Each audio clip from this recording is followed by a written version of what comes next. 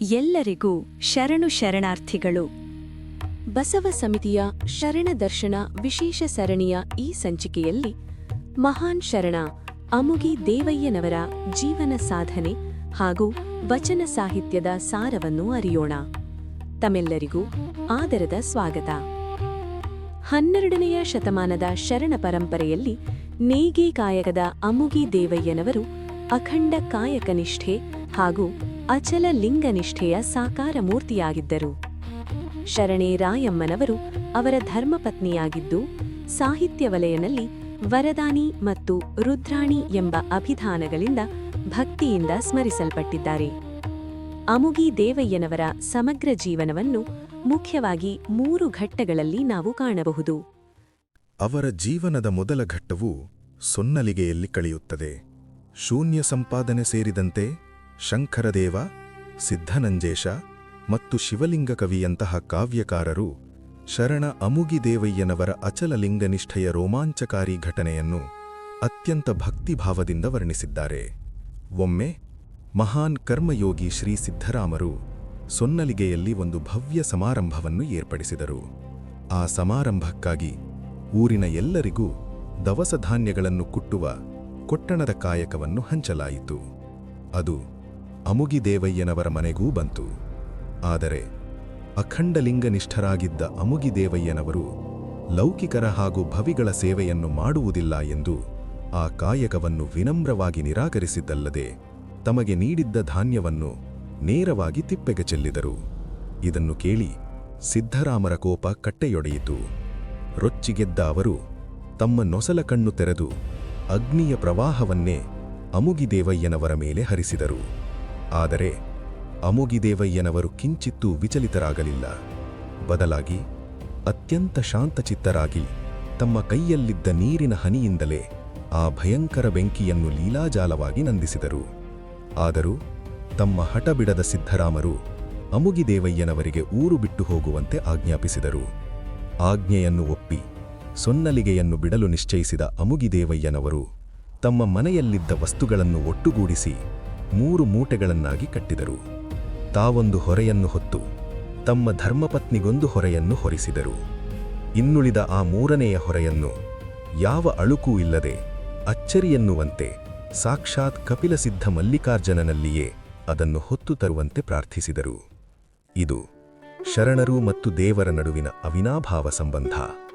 ಭಕ್ತನ ನಿಷ್ಕಳ್ಮಶ ನುಡಿಗೆ ಕರಗಿದ ಸಾಕ್ಷಾತ್ ಪರಶಿವನು ಸಾಕಾರ ರೂಪದಲ್ಲಿ ಬಂದು ಆ ಹೊರೆಯನ್ನು ಹೊತ್ತು ಶರಣರ ಹಿಂದೆ ಹೆಜ್ಜೆ ಹಾಕಿದನು. ಮಾರನೆಯ ದಿನ ಅತ್ತ ಸೊನ್ನಲಿಗೆಯಲ್ಲಿ ಸಿದ್ಧರಾಮರು ಭಕ್ತಿಯಿಂದ ಶಿವಲಿಂಗಕ್ಕೆ ಜಲಾಭಿಷೇಕ ಮಾಡುವಾಗ ದಿಢೀರನೆ ಲಿಂಗದಿಂದ ಶಿವನ ಅಶರೀರವಾಣಿ ಕೇಳಿಬಂತು.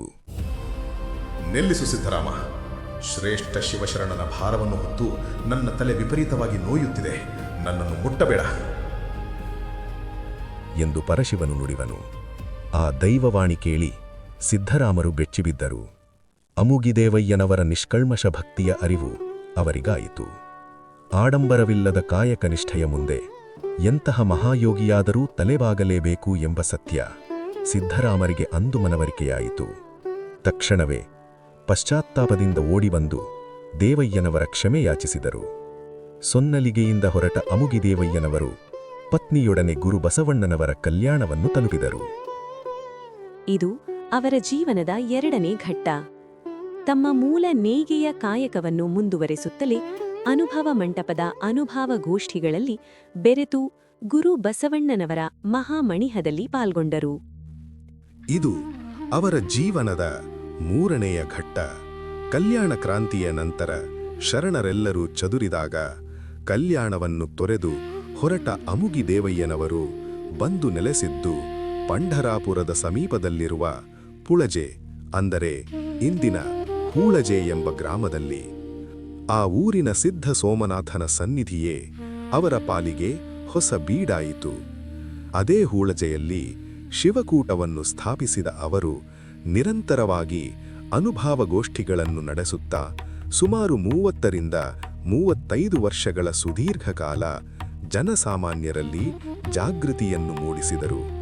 ಅತ್ಯಂತ ಪ್ರೀತಿಯಿಂದ ಇದೇ ಸಿದ್ಧ ಸೋಮನಾಥನನ್ನು ಅವರು ತಮ್ಮ ವಚನಗಳ ಅಂಕಿತವನ್ನಾಗಿಸಿಕೊಂಡರು.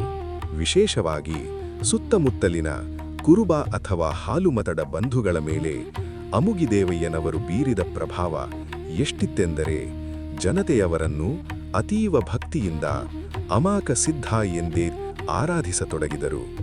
ಈ ಮಹಾನ್ ಶರಣರ ಪ್ರಭಾವಕ್ಕೆ ಒಳಗಾದ ದೇವಗಿರಿಯ ಯಾದವ ದೊರೆ ಸಿಂಘಣನು ಕ್ರಿಸ್ತಶಕ 1200ರಲ್ಲಿ ಹೂಳಜೆಗೆ ಭೇಟಿ ನೀಡಿದನು.